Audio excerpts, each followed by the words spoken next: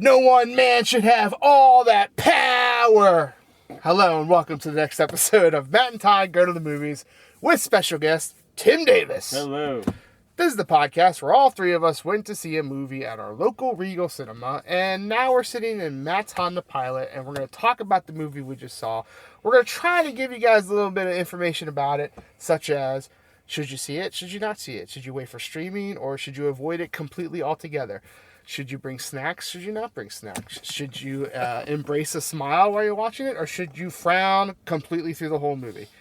I am Todd Domer. And I'm Matt Malloy. Yes, we're welcoming Tim back with us once again. Glad to be here. And it's great. And we're going to talk about a movie. And we're going to have an enjoyable time. Yes. I'm predicting. Don't make promises. We can't keep. Well, it's just a prediction. It's not a promise. Our listeners, we hope, will as well. Yes, yes. So, we saw the movie Black Adam, starring The Rock in his second appearance as Black Adam, maybe. Technically, Yes. from League of Superhero League Pets. of yeah. Superhero Super Pets. Pets at the end. Yes. He has a small cameo in that. Yeah, so we saw this movie. Who's in it? Well, The Rock, Dwayne "The Rock" Johnson, is in it as Black Adam. We've got Pierce Brosnan in it as Dr. Fate. That's the right name, right? That is correct. Okay. And who else? Aldis Hodge, who Okay. plays Hawkman. Oh, okay. He's been in a few roles. Yes. I didn't. I would say, recognize like, my name, celebrity status, you said the two. Yes. There those are the two. some people in this movie that you might go, I recognize that Yeah, person. Aldis Right. Hodge is not a household name, but he's a good actor. Including a cameo that we won't surprise. That's a Right. famous Correct. person. But what's the call-in lady? Oh, yeah. Viola Davis. Viola Davis. From The Woman King Yeah. and millions of other things. Right. And she's definitely in the trailer. So that's Yes, not a that's spoiler. Amanda Waller. So she reprises her Reprising role. her role. She might be the one I think she's the thread in character every who's DC like movie. who's showed up the most. She connects them all. Yeah. All right. So there you have it. Your stars. Just household names. What is this movie about? Well, a few different things. There's a few different threads here. Yeah. This movie is really centered around this city slash country that's fictional called, what is it called? Conduct. Kondak. Yeah. Which is like an ancient city and has been around since like 2600 BC in the lore of the movie. But the movie is really set primarily in modern day. There are some scenes from early times where we kind of get the origin of the Black Adam character, and we get the origin of like an artifact that plays a heavy role in the movie and stuff like that.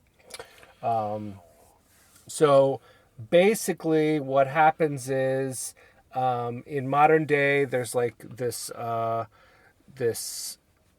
I guess she's an archaeologist. I don't know. She's some kind College of professor. she's some kind of learned person Yes. in the Female Indiana Jones. Let's just say. yeah. That's kind of what they're going for. So she's looking for this what is it? The crown of Sabak. Yes.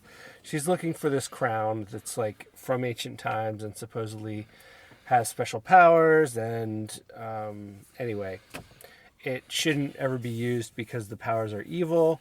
So she's tracked down where it is, and she wants to get the crown and then hide it somewhere else better so that no one else can track it down. I think that's her motivation. So she goes in there. Things go awry. There's a gang who's basically controlling the city of Intergang. Intergang. A famous Superman villain gang. All right. Which I was happy to see in the movie. Good. I was unaware of it, but Yeah. that's okay. That's right. Right. So they come in. They break up the party as the it's a very Indiana Jones moment. Yes. Yeah. She has the crown and Replace Nazis with yes. Intergang. Soldiers, yeah. So they try and take away the crown, and then she ends up I guess summoning or freeing Yes. Black Adam, who like pops out of the ground and then does stuff. So that's kind of that's the setup for the movie. Is Black Adam is here, and is that a good thing or a bad thing? We don't know yet, but he basically comes on the scene with very strong powers, like Superman level powers at least, and he is Merciless. he is merciless. Yes, he goes on a rampage a little bit.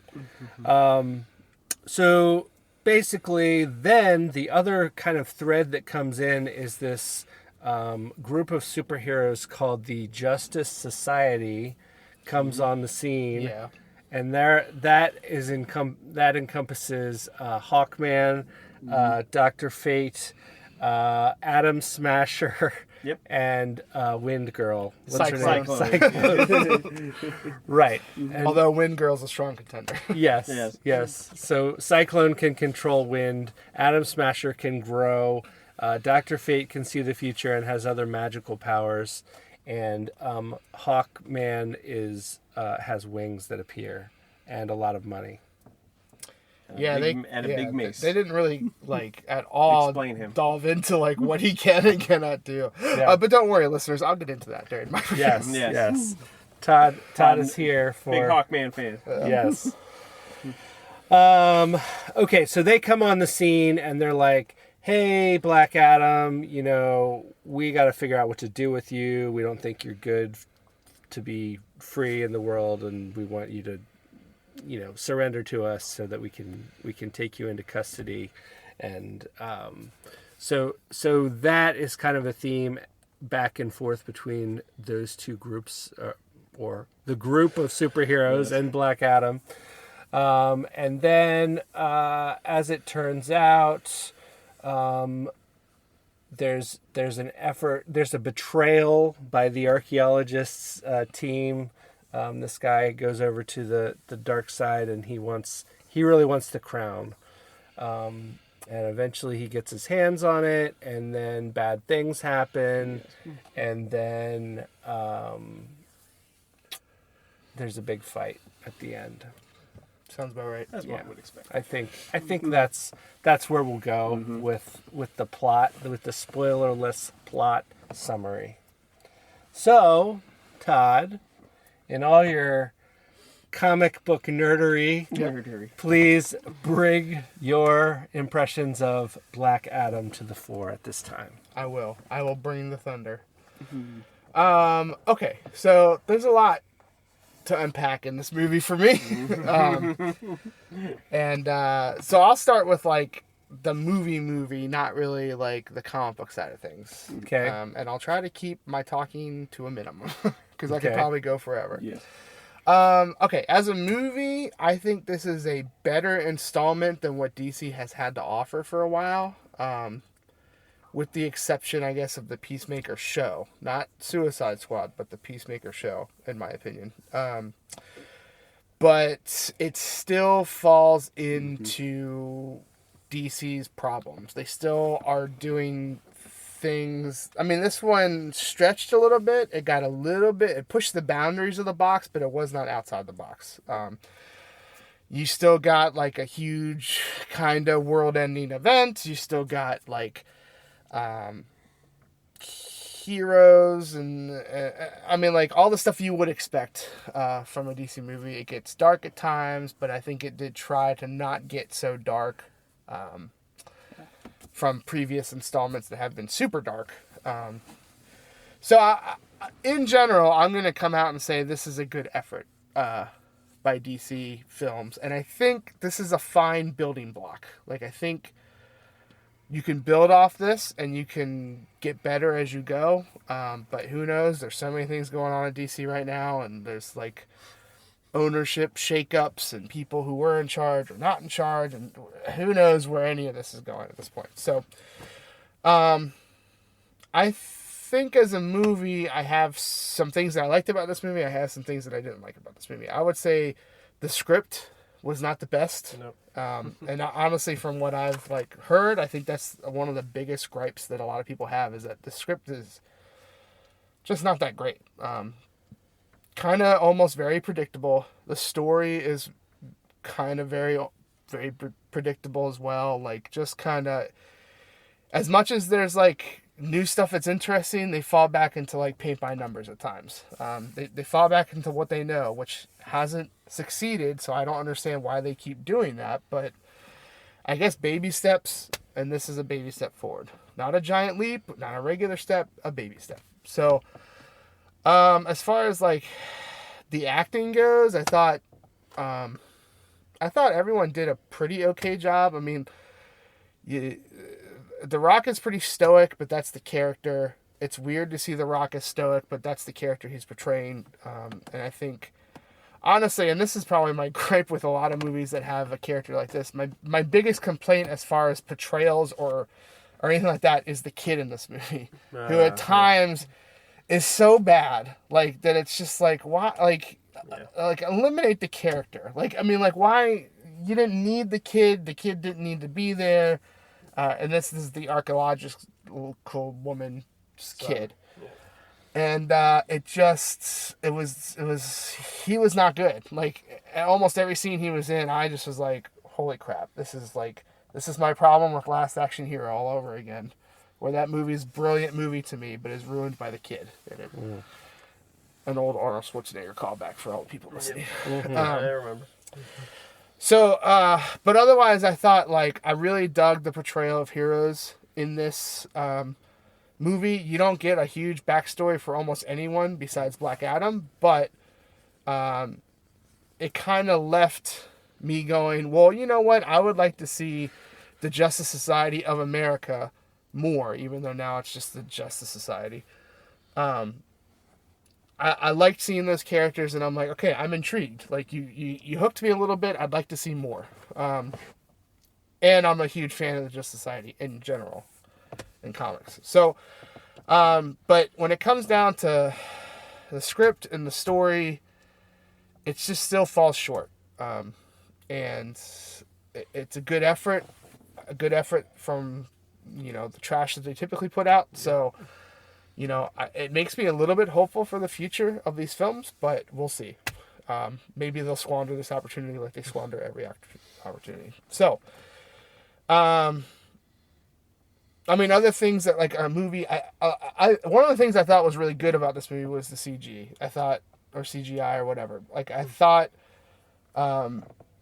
it really did good in that department. Some scenes were like, this is over the top. Obviously, the climactic battle at the end is so CGI heavy that it's jumbling at times. I think they could have scaled it back a little bit, but it still was a good effort in that area, and I thought they did good in a lot of areas of the movie, but maybe it was relied on too much. And the last thing that, as a movie, I was like, you know what, I didn't care for the soundtrack. I mean, there were some aspects of the soundtrack, like they had a little bit of like a kind of Black Adam theme going, which I appreciated, but they resorted to using like famous songs in action sequences, which is just like kind of like a trope I'm over at this point. They had some scenes where it was all slowed down and music, like some famous song is playing, and it just like, it's too distracting for me. It takes away from what's actually happening, and so I'm just not the biggest fan. As far as my fellow comic nerds out there, there's some great things about this movie that play into the comics that are phenomenal, and then there are some that just like is kind of sad to me. As a huge fan of a Hawkman, I thought his character in this movie was only half correct, and they left out other important things about him. But maybe that's like for a future movie or something. Like I said, this is a good jumping off point. I thought the portrayal of Atom Smasher and Cyclone were phenomenal as far as like who the comic characters in the comics and stuff. Even Black Adam, I thought, was portrayed pretty good from what he is in the comics. So as far as like portrayal of most of these characters in this movie from comics to movie, I thought it was far surpassing much of what we've seen in any comic book movie for a while now. And just that, like, the MCU is really not true to their comic book characters at this point. They just kind of are off the rails a little bit, I think. So it was nice to see the aspects of what I've read and what I enjoyed show up on screen. There was a ton of like comic Easter eggs. So as a fan, I enjoyed that. I realized that's going to be lost on the normal audience. Like, so it's only for us comic nerds, but I appreciated that. So overall, I think this is a good adding, a better adding than what we've seen. It's certainly not perfect. It's certainly not even amazing, but I think this could be, hopefully, a start of something good. And I'm a little bit more excited about the DC future, I think, than I've been almost ever. So yeah, like it's gonna get a pretty okay rating from me. But we'll tackle that later. So I think that's going to be me. Let's go with Tim Davis. Yeah, I think despite not having as much comic book depth knowledge as Todd, my friend Todd here, I knew enough of these characters through osmosis, and there's a lot I didn't know. And I agree. I was like, the familiar things I knew about, I was like, okay, that's cool to see that finally on screen, or that character finally fleshed out. I really thought the Dr. Fate powers were really coolly shown in the various ways, although the sad part is having seen Doctor Strange get to theaters first, it looks, some of the similar effects like the duplicates and the mirrorversey type things unfortunately looks like Dr. Fate is copying them, although I know Dr. Fate was first. But it's one of those things where it's still cool. And you kind of wish there was more of it so you could, kind of understand what's going on. But he still was cool. The helmet looked great. The outfit looked great. And I thought Pierce Brosnan it's funny how he, in his older years here, he's got this dignity and wisdom that he adds to his roles. And it fit Dr. Fate perfectly, at least what I know of him. Yes, Tim, thank you. Yes. Pierce Brosnan. Yes. But anyway, it worked for me. And but I agree with you in that it's not an amazing movie, which it wants to be. Sure. It's a fun ride. It's a little tedious at times. It's a little self-important, I would argue. But the Rock's, you could tell this is a Rock passion project. The way he, commands the screen when he's on, even if he's not his full-on like Rock self. But like you said, that's not what this character is. But he still has a presence that just makes you go, "Whoa, I don't want to mess with this guy." And to see brutal deaths in a PG-13 superhero movie was pretty different. I would say that was what set it apart a bit. Usually it's off-screen or it's so CG that you're like, oh, okay, I can't see anything. But you saw people get obliterated in this, and pretty brutally. So they did not hold back when it came to that. High kill count for Black Adam. Yes, Super very high kill count. Yeah, I also thought the score was okay. The score was okay.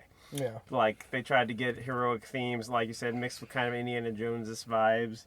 But the soundtrack stuff was overdone and copying Marvel too much. As was the attempts at humor, which I felt mostly fell flat. They were trying to do some of the, I guess you would call it action hero lines that the kid was trying to teach Rock, but it just, I don't know, it did not fit the tone of the movie. I think in another Rock movie that would have worked.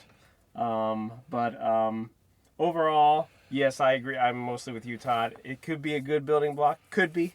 Yeah. We don't know. We'll see.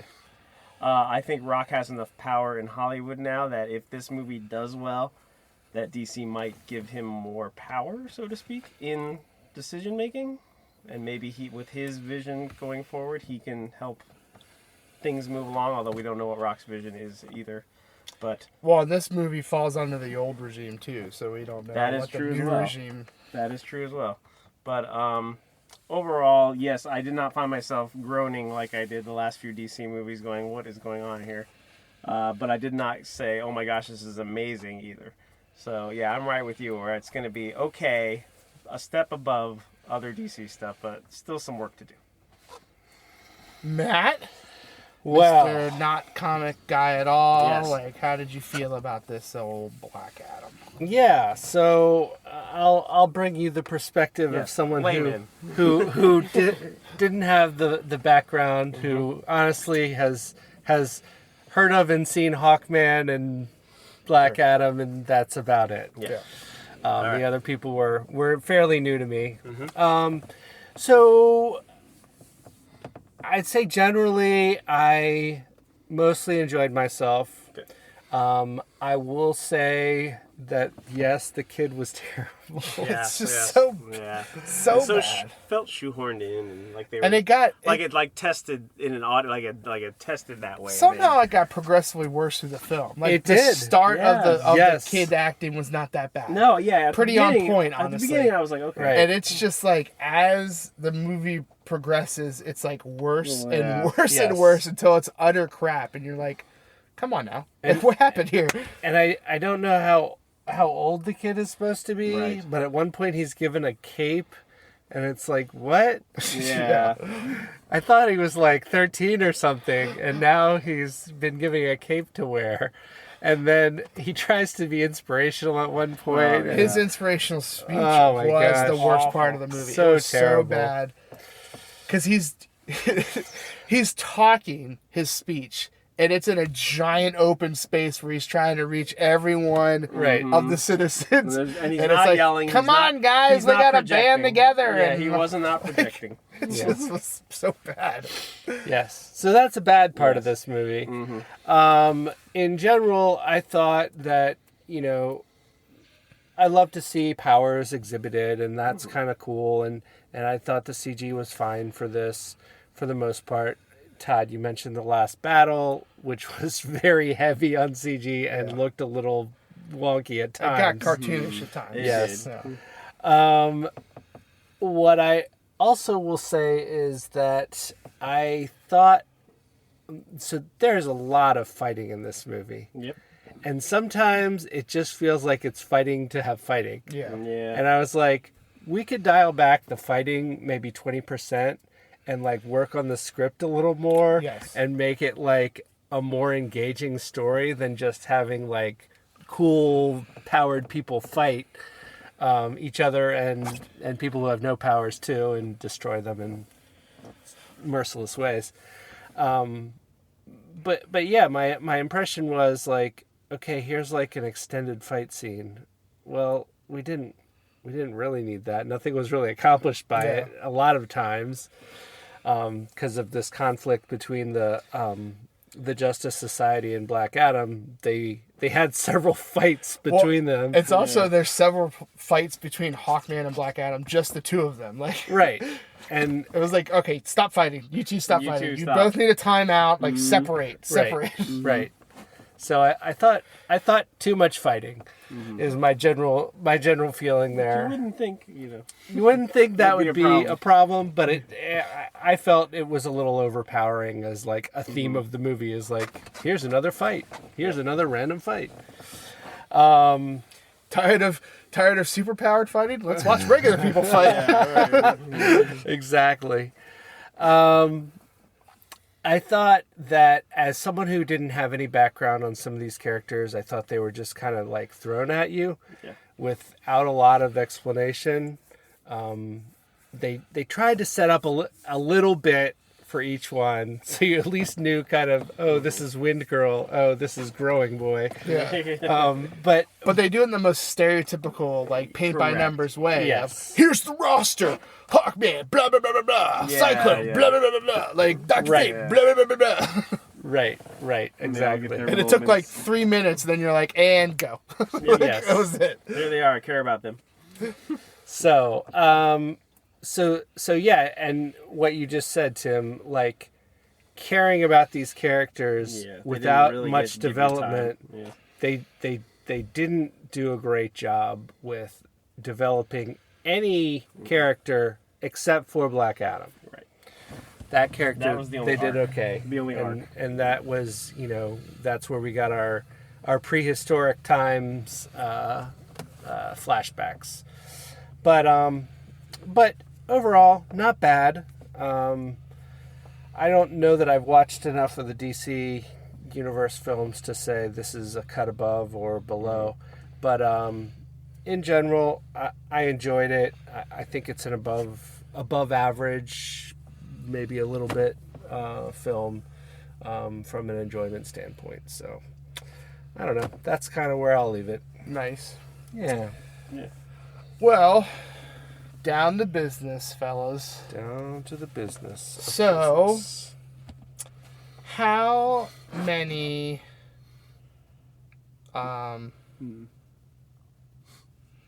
let's just go simple. How many crowns would you give this movie? That's it. 5 being the best because The more crowns then you you have, the more have power you have. 5 ultimate power crowns, and I don't know. That could be good, I guess, depending if you're good or evil. Yeah. Or 0, which is really not good No power because then you got no crowns, no power, and you're just you. Right. And who wants to be that? Yeah. Right. So, anyway, let's start with Matt. We'll start with me, and I'm gonna go. I'm gonna go with 2.8 crowns out of 5. So this wasn't a terrible movie. It wasn't what I would call a below average movie, but it wasn't great to me. So 2.8. Keep it simple. Sure. That's where we'll go. Tim? That is so funny. Matt and I are vibing tonight because that is about where I put it.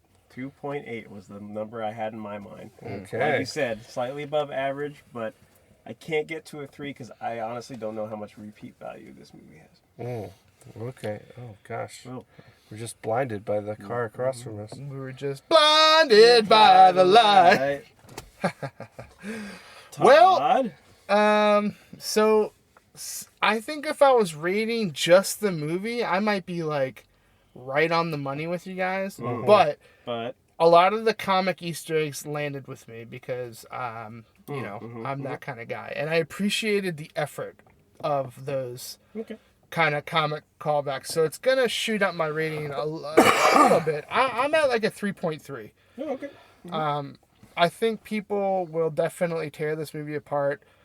I think critics have torn this movie apart, which is kind of justifiably so, because if you're approaching this movie as a critic, there's a lot to dislike. If you're approaching this movie as a comic fan or just a movie fan and you want to be like, have fun or be taken on a ride, I don't think it deserves what the critics are saying. But that's their job as like super staunchy critics. And if I remember right, the audience scores are really high. Yeah, I mean, this movie is going to hit with audiences. It is not going to hit with critics. So, yeah, so I'm at a 3.3. I hope people can enjoy it at least as much as I can if they're comic book fans and really pull what's out of it. And there's a lot of groundwork here that I'm really interested in. Like, I think we could get some Justice Society stuff out of this. And the biggest thing out of this movie that I was like, holy crap, I want to see more of that, is the Amanda Waller detention center that had a ton of things in it. Yeah, who are those people? Right, that were in exactly. that? I was, as soon as they introduced that and then cut away from it, I was like, no, let's go back. I was like, just give me a couple more Easter eggs. Pan by some stuff that I would recognize. Like, what a lost opportunity for that. So it's probably because they don't know what they want to do with it. Right. But seeing that, and then, I was like, okay, that's kind of cool. I would really like to. Who are all these inmates that are too powerful to be in regular cells, that they're in this like black site facility? So yeah, I'm at a 3.3. Which is only defended by people with batons. Correct. But it is underwater, so. Well, there's that. All right. So you're good unless like Aquaman's attacking the place there too. Right. Sure. You're super screwed. But yeah. Okay. Well, before we wrap up, any last minute thoughts? I think I thought there was some interesting imagery in this movie. There is one fight that happens, this is not a spoiler, in the kids' room, which is decorated with tons of DC Comics characters. In the fight, Black Adam pretty much vaporizes each one in some symbolic way. Right. I thought that was a interesting thing to leave in there. I agree with that. That's funny. I am a little weirded out that there are DC Comics In the world. of DC Comics. Like when the kid first dropped comics, and it's like, It was like Wonder it's, Woman, it's Flash. comics that exist in our world. I was like, well, this is just weird. Yeah. Well, I guess they could have comics. But anyway. All right. That was just interesting. Yeah, that is interesting. Thank you for that. Well, with that, we're going to wrap up this episode of Matt and Todd Go to the Movies with special guest Tim Davis. Woo!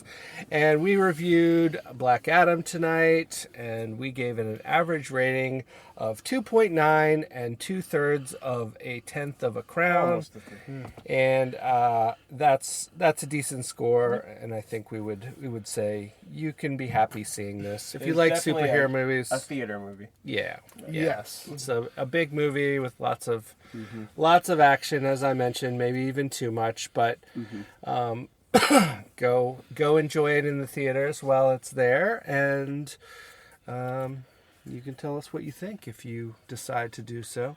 And not that I'm going to tell you what it is, but there's a mid-credit scene that you need to stick around for. Correct. Yes, especially if you're a DC fan. Yes. But nothing at the end. So once you see the mid-credits thing, exit the theater. Yes. Or watch the rest of the credits if you know, credits are your thing. If you come to the movies just for the credits. Yep. If you have relatives who work on this film. I want to see who that boom mic operator was. Yes. All right. Well, thank you to all listeners, subscribers, downloaders of our podcast, and we will see you next time. Da da da da Da da da da da. da da da.